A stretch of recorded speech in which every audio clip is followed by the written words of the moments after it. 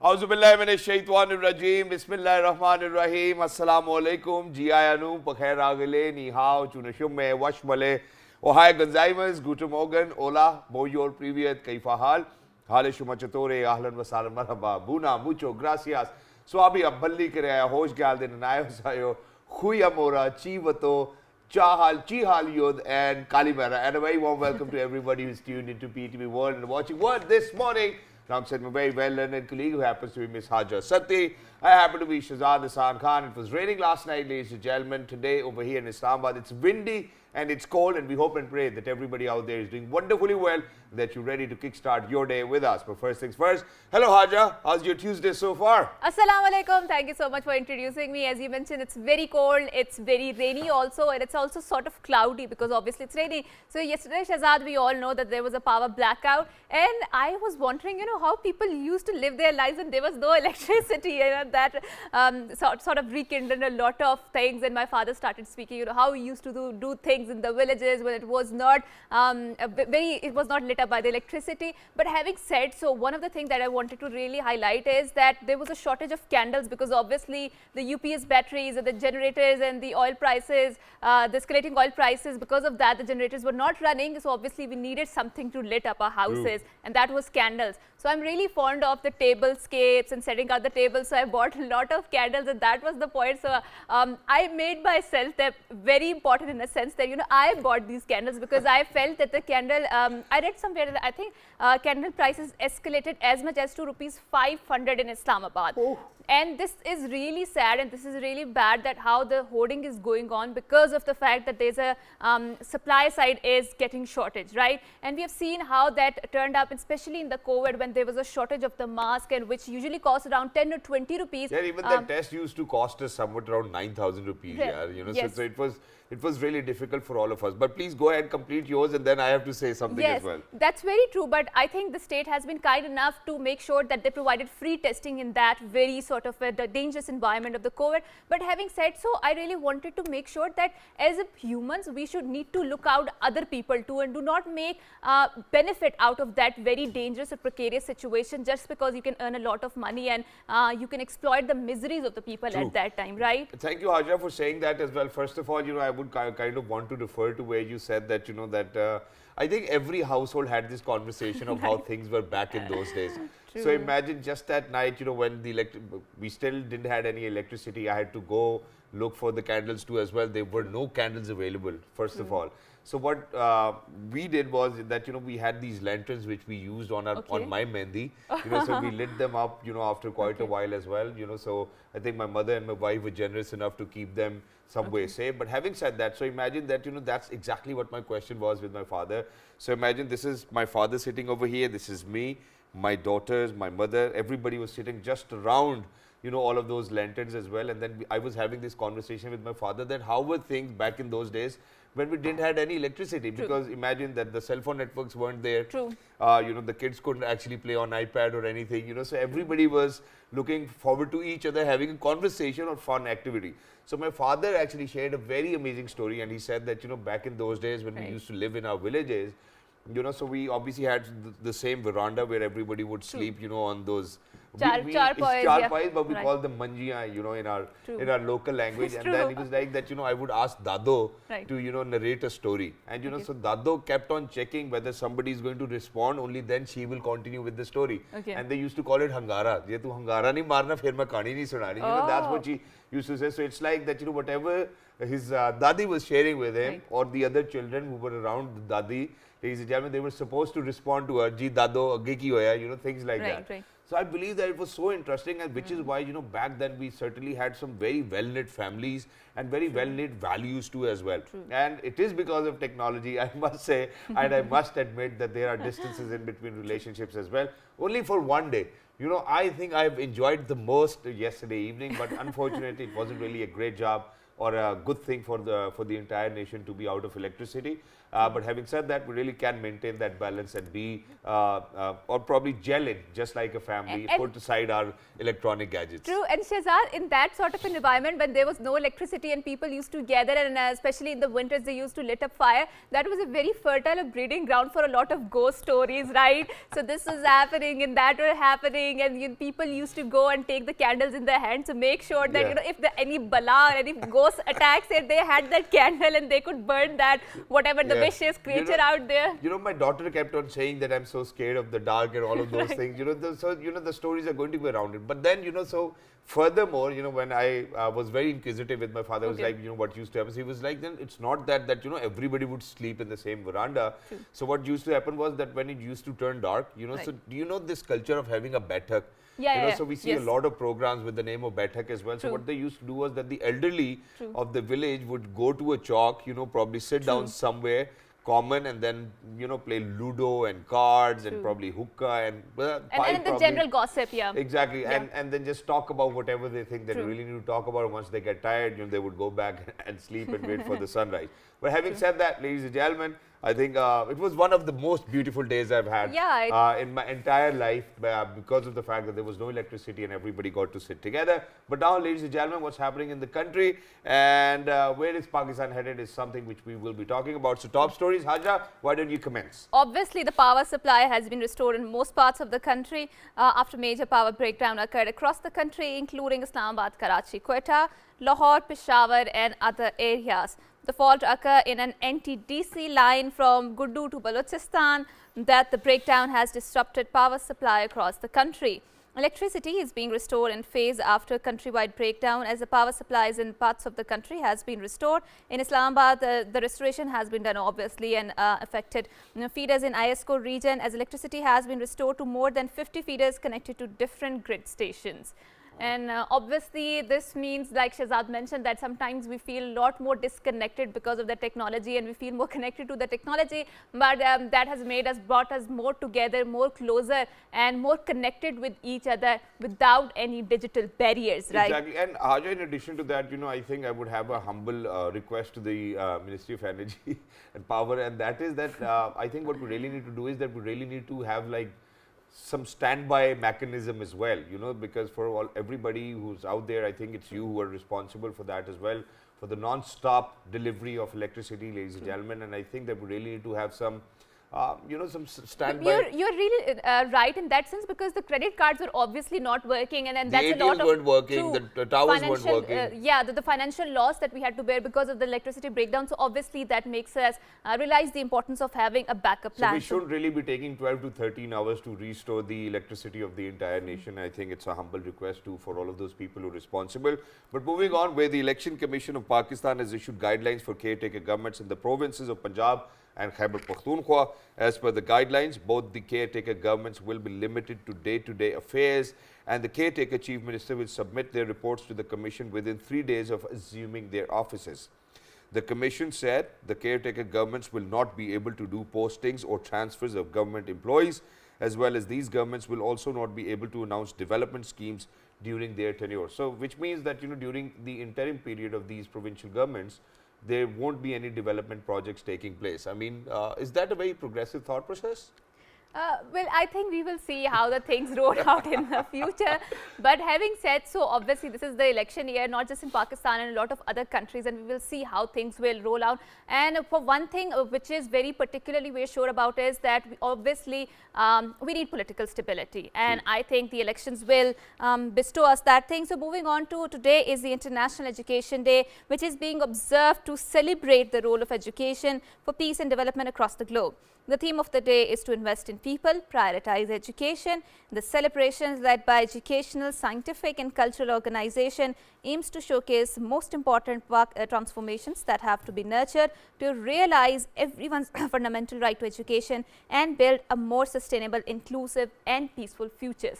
And obviously in a country like Pakistan where literacy rate is low, we really understand with the very depth of sense the importance of education and how education can actually turn over the lives. And having said so, education is one of the fundamental important rights, fundamental human rights. And it is said about the human rights that obviously when Allah subhanahu wa ta'ala, some of the people say that its origins are from the natural right. So for Allah subhanahu wa ta'ala has bestowed us the tongue, it means that we have freedom of expression. When He has bestowed us the legs, it means we have the freedom of movement. And when He has bestowed us the akal or the brain or whatever you call it, the intellect, so it means that we have the freedom to articulate the ideas. But having said so, with the freedom comes the responsibility. Exactly. And Haja, over here, I would like to add as well, because just yesterday I was in conversation with one of the members of one of the think tanks over here. Okay. And so eventually what we deduced was that it was education which we really need to put in a lot of work as well. I mean, imagine,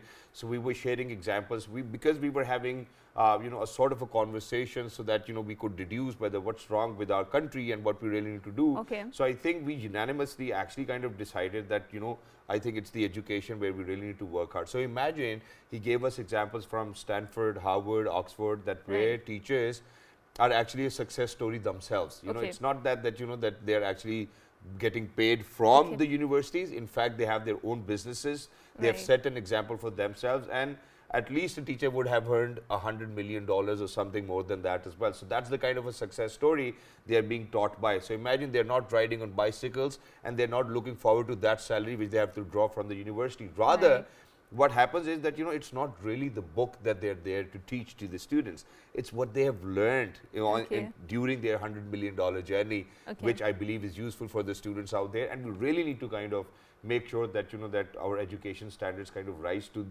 international standards, and we have all of those teachers. So imagine, if somebody is going to tell us that, we're going to pay you 2 or 3 million rupees, you all only have to come 3 times a week in a month, why don't you think that we'll agree to do that? Obviously, I think we'll agree to do that, and we will share all of our experiences from life, from what we have learned and how people can be better. So I think that each and every one of us really need to put more focus on the way we're educating our future generations. Having said so, but obviously that's a big debate, because I do feel that it can create a lot of conflict of interest, no? Because when you have your own businesses, that you would want to focus on that, but education will take a side seat. But having said so, I think it's really important to invest in education and invest in teachers' salaries, because I feel that in Pakistan, it's one of a very underpaid profession. And if anyone does not have a job, you can go and become a teacher, right? So I don't think so it should be like that, because we should invest a lot in teachers' salaries, in their upbringing, in their trainings and whatnot. So to talk more about the human rights and what is Pakistan's status on human rights and how it is playing out in the global arena, we are very lucky. And I want to read out something for our viewers as well, because it was a little difficult for me to remember it by heart. So I thought that because it's going to be useful for people who are out there, ladies and gentlemen, I'm going to read you out all of this as well. So imagine that the government of Pakistan has ratified all 27 conventions mandatory for GSP plus status related to human rights, labor rights, environment and good governance. Ministry of Human Rights is a focal ministry to deal with conventions related to human rights. Implementation of these conventions have been crucial after granting GSP plus status to Pakistan in 2013. Pakistan has showed significant progress in undertaking legislation and creating new institutions to fulfill the obligations under the ratified conventions. And ladies and gentlemen, obviously the credit really needs to be given to the Ministry of Human Rights over here as well. We're very lucky that we've been joined by people who are actually going to talk about it as well, that Pakistan finally is actually on that global map where human rights violations will not exist in days to come as well. So to kind of talk more about it and how did all of this happen, all of a sudden one day we woke up and we had such a good news, ladies and gentlemen. We wanted to share it with our viewers. We're very lucky that we've been joined by the Director of Ministry of Human Rights, ladies and gentlemen, Mr. Muhammad Arif Ligari Sahab. Hello sir, Assalamu alaikum, good morning, how are you? Walaikum salam, Shadad, thank you so much. First of all, I would appreciate this colorful ambience of your set. It had made my morning, no doubt. And secondly, I would appreciate that you have invited me here to talk with the public of Pakistan, not only within the Pakistan but outside the Pakistan, so that they may understand how much serious we are to protect and promote the rights of the people. Exactly, sir. And having said that, sir, we would want to congratulate you, your entire team and your ministry, because, for us, waking up on a Tuesday morning and be like, hey, you know what, this is what we were talking about. I think we were so happy from the very bottom of our hearts that, eventually, alhamdulillah, Pakistan is becoming a place. Alhamdulillah, we've always been that place, but finally, we have that legislation in place, we have the conventions in place, we have the, for all of what the ministry has undertaken to make sure that we progress and that we proceed with all hands joined, I think that's a wonderful initiative. And important thing is that people perceive that as if it is only because of international obligations that we are serious or we are committed to the human rights. But I think it's not the case. Okay. Even our history is based on the civil and political rights. True. That's true. Movements of civil and political rights. That's How Pakistan came into existence. True. That was because of civil and political rights movements. And I think the white color. Yeah, of course. So I think this is the among few countries which are totally created because of demands of rights. Well, okay, sir, if you're saying that, that it's not that there was an international obligation, then why do you think that we have to talk about, or do you think that we really need to talk about universal periodic review? Exactly. Now, when we joined the international club, so being a responsible state, it was our moral and legal bindings that we should also abide by those our commitments, international commitments. So being a responsible state. Yeah. So that was the reason. So do you think that we have fulfilled our commitments? Yeah, we have very much fulfilled our conditions. We are among few countries in the Asia who have ratified 7 core conventions of human rights and 2 protocols of human rights. Mashallah. So I think we have the leading role vis-a-vis the human rights promotion and protections. And is it in, are we kind of looking after the SDGs over here as well? Do you think that they have any compliance? Yes, with the again, Sustainable this is the Development Goals? peculiarity of Pakistan that we have framed the SDGs in our national agenda. Mashallah. So that's part of our national agenda 2030. Wonderful. So we are leading in the international club. At least with human rights, we are all satisfied. Wonderful. I think our state is putting its obligation in place and making sure that the human rights compliance is there. Having said so, sir, let's talk about the feminist movements and especially how the bills have been tabled. For example, Zainab Alert Response and Recovery Act, and obviously there has been some amendments in the harassment of the women in the workplace sex, and obviously these deals with how women are treated in a society and what is their place in that. So let's pontificate on that and how that that will turn into a compliance, the implementation phase of that. So let's take Okay, we have prioritized certain areas. Okay. Among those areas, women and minorities are again on the foregrounds. Okay. So to protect the minorities' rights and women rights, we have not only introduced policies, Okay. we have also make appropriate legislation. Right. Suppose we have recently amended the Harassment Act, and now the definition of harassment at workplace has been broadened. Okay. Now previously it was confined to public sector offices. Now even at public places, if women is being harassed, it is culpable crime. Okay. Is it Secondly, only restricted to women, or is it? Not only even restricted to women, even men can claim their rights Right. as Thank well. you so much. If men are harassed. Yeah. But in principle, theoretically speaking, men is considered to be like on the higher side historically. So that's why the women are still in category of vulnerable groups. Right. True. Marginalized groups. Marginalized groups. Right. So what the NCHR has defined, the vulnerable groups, women are included in that group. True. So Right. that's why we have prioritized this segment of the society, and we have introduced national policies. Right. Here I would quote the National Gender Policy Framework, Right. which was introduced in 2021 by our Planning Commission. Right. So in collaboration with the provinces. Right. True. Again, Ministry of Human Rights is also working on a national policy against violence against women. And I was about to ask this as well, sir. For all of these legislative measures which have been undertaken by the Ministry of Human Rights, is it nationwide or is it only restricted to the federal?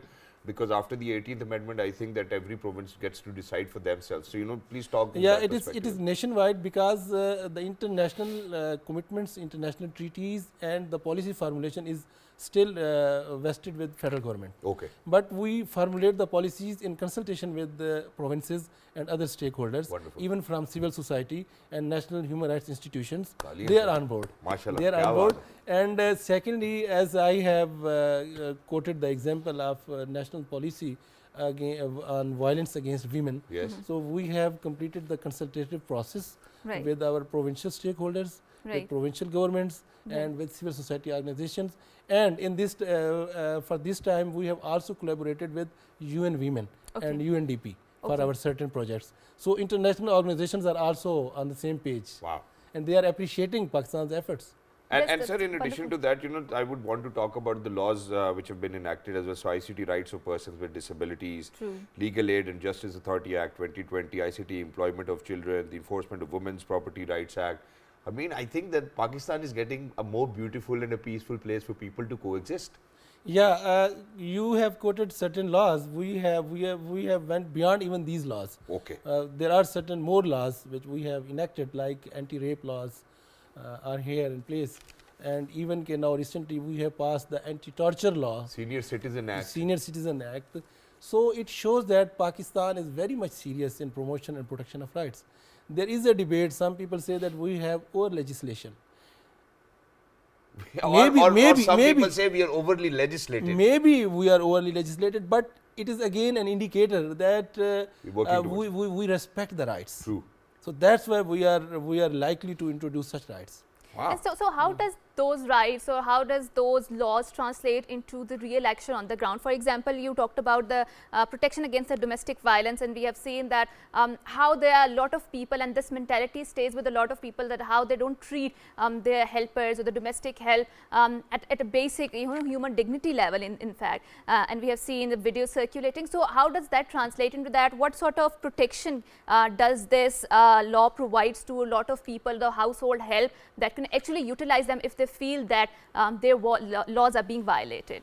Hajra, yes, you have indicated certain videos. I think these are not the stereotypes of the society. Yeah, Okay. of course, these are elements in the society. True. And you see, whenever there are human interactions, there would be certain conflicts. True. That's Even true. in across the cultures, across the globe, That's we true. cannot mitigate those conflicts. Right. But we can regulate those conflicts. Right. So for regulating those conflicts, we have introduced certain SOPs. Okay. There are helplines at the level of at federal level as well as at provincial level. Right. Then we have certain institutions. Right. That institutional mechanism comprises MOTSIP. Then again, MOTSIP for particularly harassment Ombudsman, at yes. workplace. Then we have National Commission for Human Rights. Okay. That commission is independent commission, Right. totally independent of the government in its operations, Right. and they have the power to take suo moto even. Okay. Okay. Wonderful. Whenever there is violation of human rights, they are mandated to have suo moto. Right. And they have also power to investigate by themselves, Right. not by other Federal Ombudsman, yeah. Yeah. Even I'm talking about the National Commission on Human Rights. Wow. Okay. Now at ICT level, we have also introduced a special court. Okay. Wonderful. Again, I would quote here that Pakistan is among the leading countries, especially in the Asia, who have gender-based violence courts, specialized courts. Wonderful. And sir, Yeah. for example, so if there's been a suo moto against somebody as well, do you think that they can challenge it somewhere else? Because with Federal Ombudsman, we have been in conversation with representative Right. of Federal Ombudsman. Obviously, so the only possible option is to go to the President of Islamic Republic of Pakistan. So with over here, because if it is a suo Yes. moto, so does the other person get the equal opportunity to kind of take that legal action accordingly? You see, we have 4 tiers. Okay. One is the Federal Ombudsman. Okay. If aggrieved person is not, satisfied with the decisions of either party, Okay. decision with the Federal Ombudsman, yes, of course, the next forum is President of Pakistan. Wonderful. Even if aggrieved party is not satisfied, this institutional mechanism, they have another tier is in place, that is National Commission for Human Rights. Wow. They have more power than Federal Ombudsman Okay. in certain cases. Wonderful. So they may investigate themselves, and they can recommend to the government. Not only they can recommend to the government, even they can take prosecution by themselves. Okay. If even कि हम खुद कर लेंगे. yeah, even if a case is pending in the court, they Right. can become the party. Wow. Okay. If even again, if one party is not satisfied with this mechanism, there is another mechanism in place. That is the courts, civil courts. So it's the equal opportunity for Yeah, everybody. civil courts, then high courts, then Supreme Court. Wow. So we have 4 tiers here in Okay. Pakistan, in addition to administrative setup. Right. So first of all, we try that the aggrieved party should be satisfied at administrative level. For Right. that, we have exclusive complaint cell at Ministry of Human Rights, and also at our regional offices, which are working in all 4 capitals. That's great, and thank you That's so much for sharing it out with sharing this with our audiences as well. But now coming down to where bills have been introduced as well. So the number one is Domestic Violence Prevention and Protection Bill 2020, and the other one is Forced or Involuntary Disappearances Criminal Laws Amendment Bill 2021. Please tell us. Yes, these both laws have been passed by the parliaments, but Senate of Pakistan has suggested certain amendments which to my knowledge the National Assembly has ratified or corrected those amendments, incorporated those amendments, and now they are waiting for a joint session to be introduced over there. And I think one thing that I would really like to talk about is, and that should be in our focus, is about how climate change is impacting the lives of a lot of Pakistanis, and especially the marginalized groups, like you mentioned about the women, like people who have disabilities or any other group. For example, people who are living in the peripheries, they are even more vulnerable, and their social status is even more vulnerable because of the climate change, right? So why not bring climate change into our entire conversation of the human rights? Because obviously our state has the responsibility to making sure that those vulnerable people, because of the climate change, they are also protected into that, right? Yes, Hajra, you are very right. This is an emerging concept that now we are linking human rights with climate change and with environment. As Shahzad has referred GSP Plus. So GSP Plus is again 4 major areas, including environment, governance and human rights. So environment and climate change is part of the human rights syllabus, and we are also working on that, we should protect our marginalized people who have suffered from climate change. And we have certain few meetings with the climate change ministry as well and other stakeholders. Exactly. And sir, we are really happy and we're really excited to see that, that Pakistan, alhamdulillah, is moving in a direction where we see majority of the developed countries who've been from here onwards to where they are. I think it is because of that they have been protecting the human rights for the people who've been living within that particular country. But having said that, I think that the one major issue was of a mechanism with which we could see implementations of all of these activities which have been undertaken by the Ministry of Human Rights. Do you think that there has been an evolution in the mechanisms as well? And if so, what is that evolution? And having said so, before we wrap up this segment, because a lot of time there is a general debate on the human rights concept that it has been weaponized a lot, especially by the Western countries, to make sure that their agendas is implemented. And we have seen obviously in a lot of cases that how it has rolled out. So what do you have to say about it? And we have seen a lot of NGOs coming out, chanting slogans and whatnot. First, coming to Shahzad's questions, that yes, of course, we have a mechanism. One is our traditional bureaucratic mechanism. We have administrative setup, right? True. But beyond that setup, now we have introduced a mechanism at national level. For implementation of all these 27 conventions, there is a treaty implementation cell under the authority of Attorney General of Pakistan, and that is a constitutional post, Again, then after that, for the purpose of implementation of core human rights institutions, we have a national mechanism in the Ministry of Human Rights, and I am director of actually that national mechanism, NMRF. So that is again among few countries which have adopted this system. That is under the guidelines of United Nations. So we have completed our consultations with provinces as well, and they agreed with this proposal that there should be a national mechanism for reporting and for implementation and monitoring of human rights, all conventions. So we are going ahead in this field as well. And secondly, your question was that weaponization of human rights. I think this is not the weaponization. Of course, there are certain elements who detracts the actual positions, but it is also our need. It's not only Western propaganda or someone else propaganda. We are a sovereign, independent state. We have our own priorities, we have our own solutions, and we have our policies. So I think it is the stance of the government of Pakistan. That's why we have incorporated fundamental rights in our constitution. So in 1973, when there was only I think 2 or 3 conventions were in place, it means this is our own agenda to have the human rights of our citizens protected. and promoted. And thank you so much for saying. One small thing, Right. Hajar, because it's very rare that we actually get to have this occasion, ladies and gentlemen, where Pakistan has achieved so much as well. So very quickly, because we do live in great harmony and with synergy, it does not really matter which walk of faith you actually belong from as well. But sir, having said that, I would want you to touch upon the rights of minorities as well, and not just that, please touch upon on death penalties. So do we have any amendments or I any more think bills coming in? yes, it's the beauty of Pakistan that we are egalitarian society, and this is what our constitution also guarantees. True. And promote egalitarian society. We have Sikhs, we have Christians, we have Muslims, we have Kailash, we have Jains and Parsis. Everybody. So, and they all have contributed. And I would say that Pakistan is indebted to minorities. They have contributed so lot in development and progress of Pakistan. Like one of my favorite writers in English writing, that is the Babsi Sidhwa. She is Parsi, and we're proud of her that she is Pakistani. She's a Pakistani sir, having said that, I think what we really need to kind of say over here is that they're as much Pakistani as we are, so there's no difference. So, and everybody has the freedom to follow whatever faith they want to follow. And here I would mention that even Pakistan is very determined to protect their rights, and we have given more to the minorities as compared to the majority. Mashallah. Like they have special quotas in jobs. True. And their rights are always protected, and all the police departments, all provinces, they have special cells for protection of minorities. True.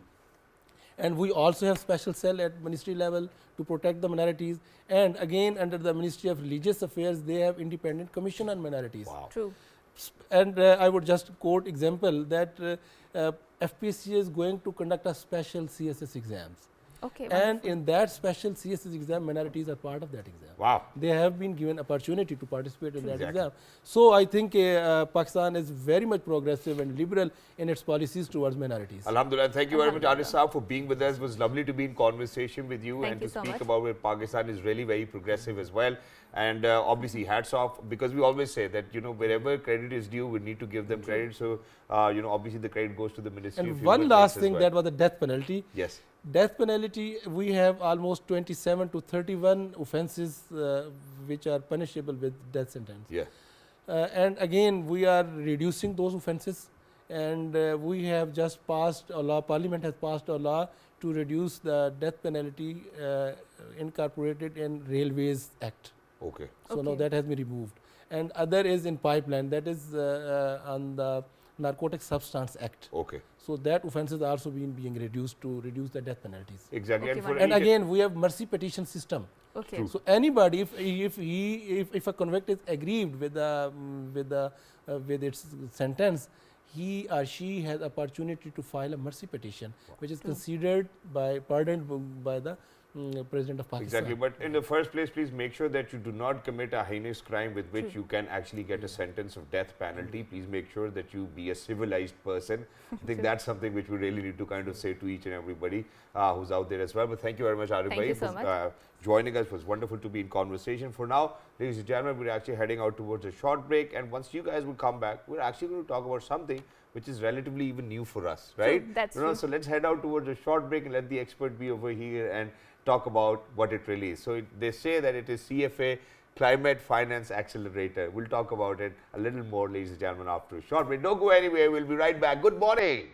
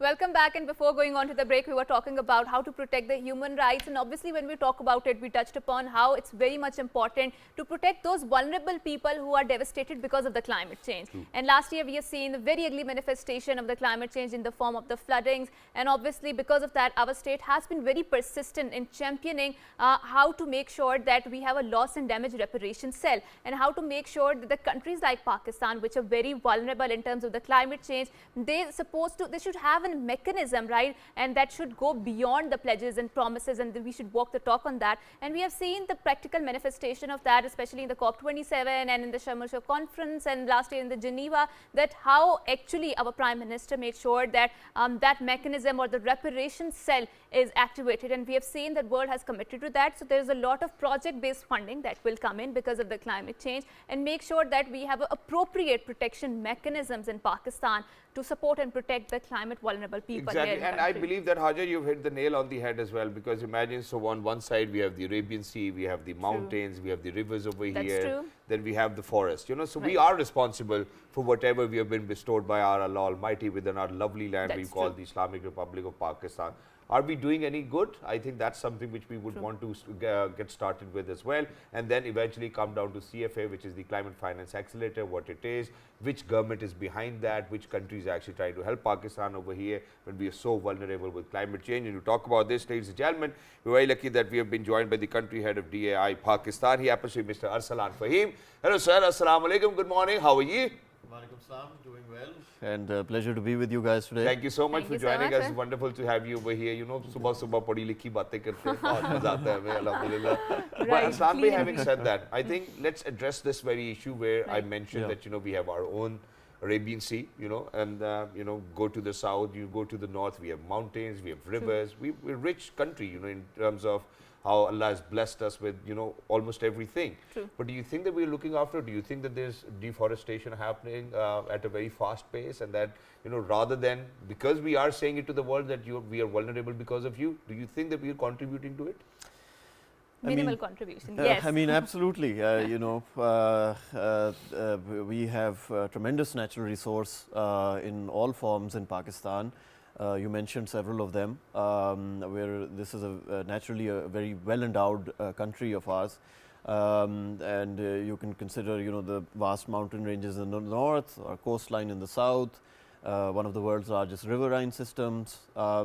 But they are under a lot of pressure. You know, we are, just look at how much our population has grown over the last 75 years. True.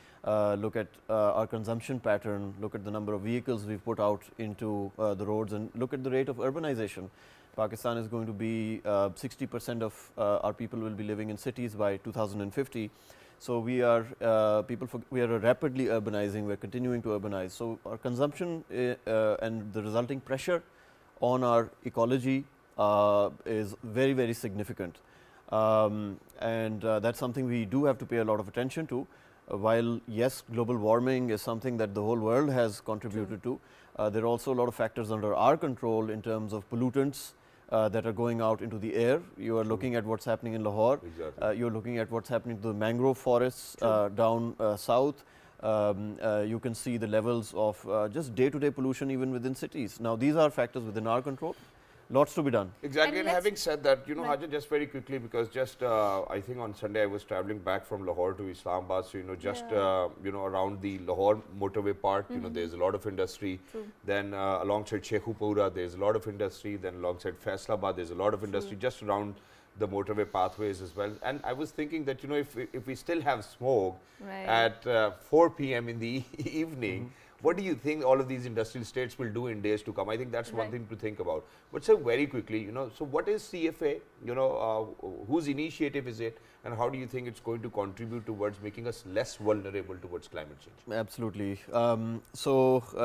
Let me give you one statistic and then tell you what CFA, Sure. how it is contributing.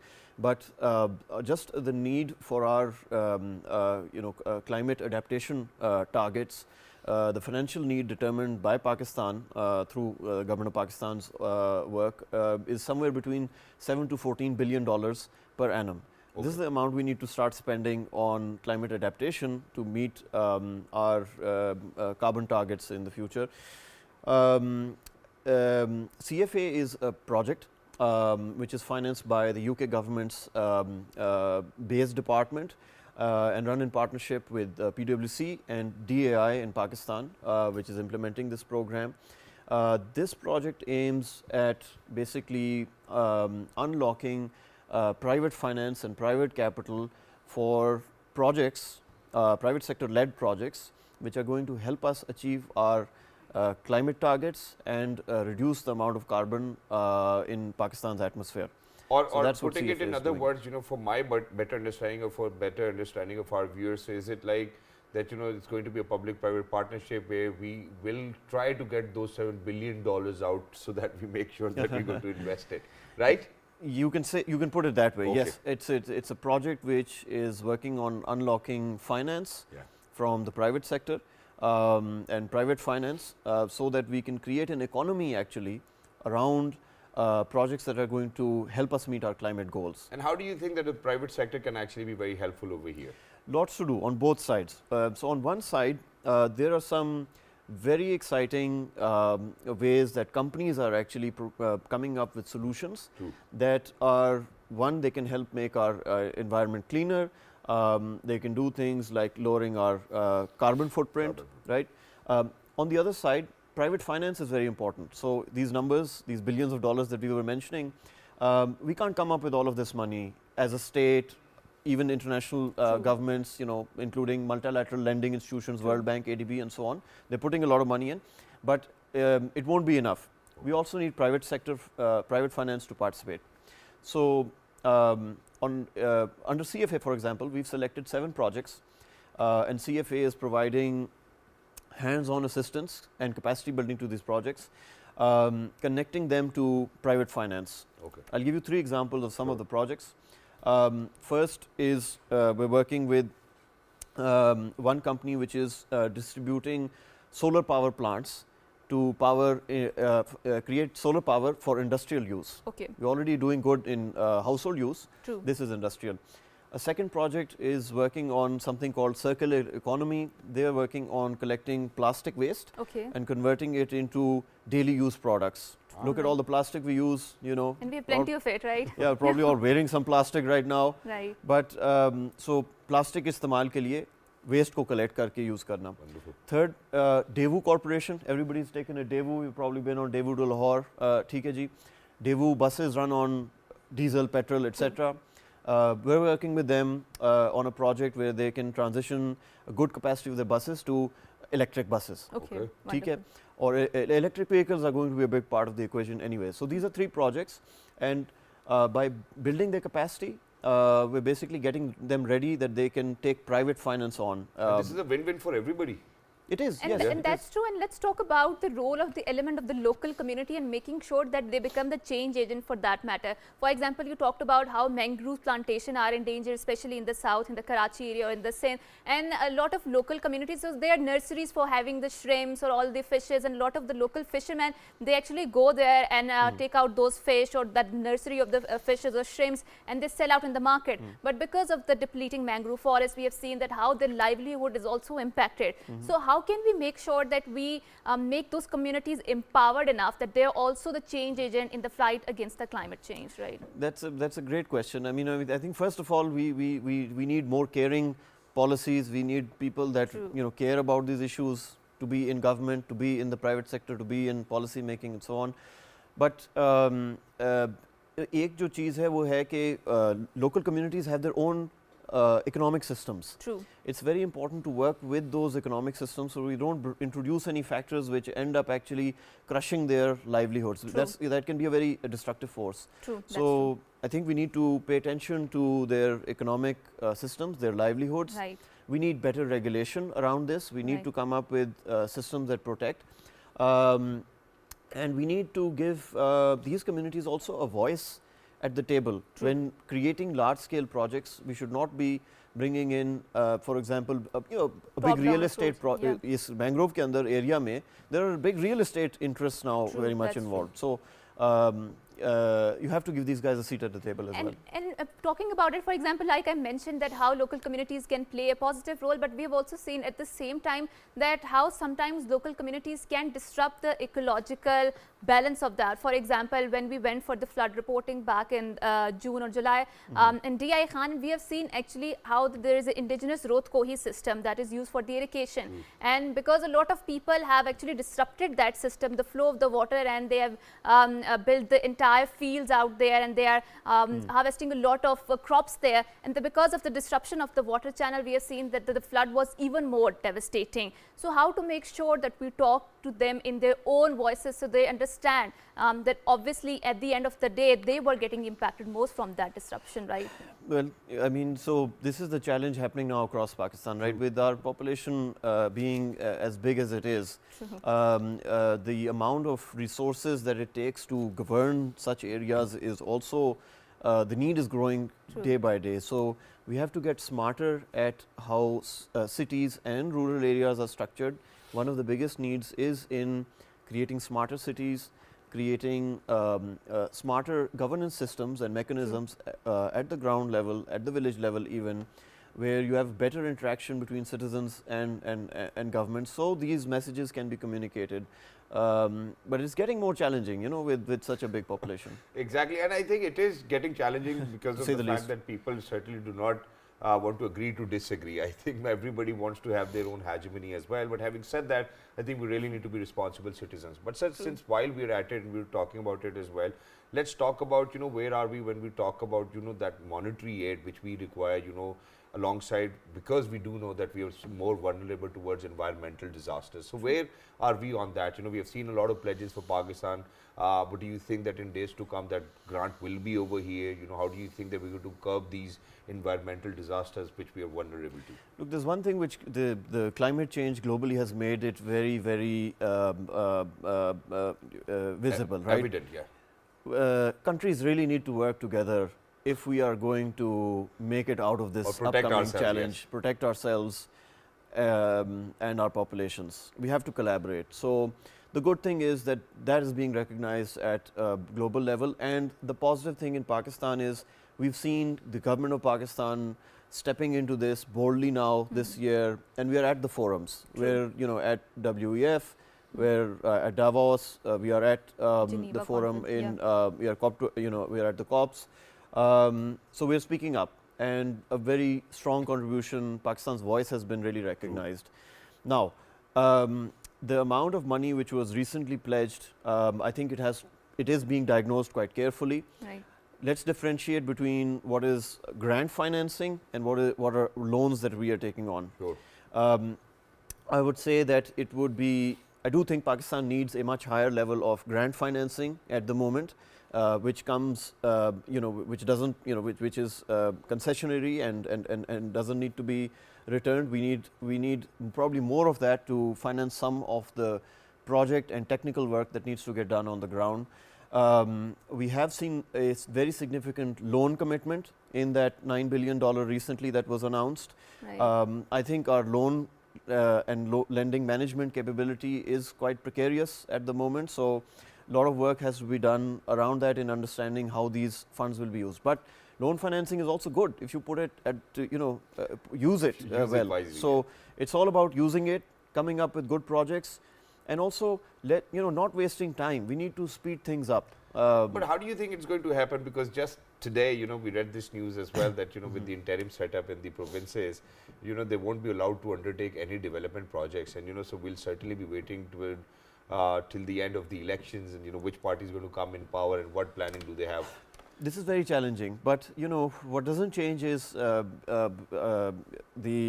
governance machinery, provincial governments, they're there, our provincial bureaucracies are there, provincial and federal bureaucracies are there.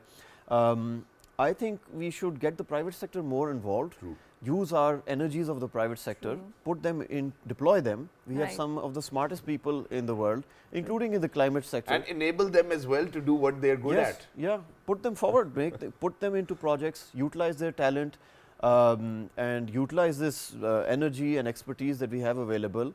If you create good projects, let people do the work, you can do good stuff as well. And that can be a good opportunity for them as to market for their own firm or market for their own reputation. And having said so, I think it is very much important that we walk the talk on the climate change, because obviously there has been a lot of conversations generated around the climate change. But what we see, and especially the elephant in the room, is the capitalism or the consumerism, which is putting so much pressure on our resources. And we need to rethink our ways. How do we live and how do we want our future generations to live? Because obviously it's a very pressing issue, and we have seen the ugly manifestation not just in Pakistan but around the world. How we have seen the heat waves are in the Europe or in the Canada, where the temperature is expected to dip as low as -50 degree and as high as 50 degrees. So it's a very huge variation, and this is because of the climate change.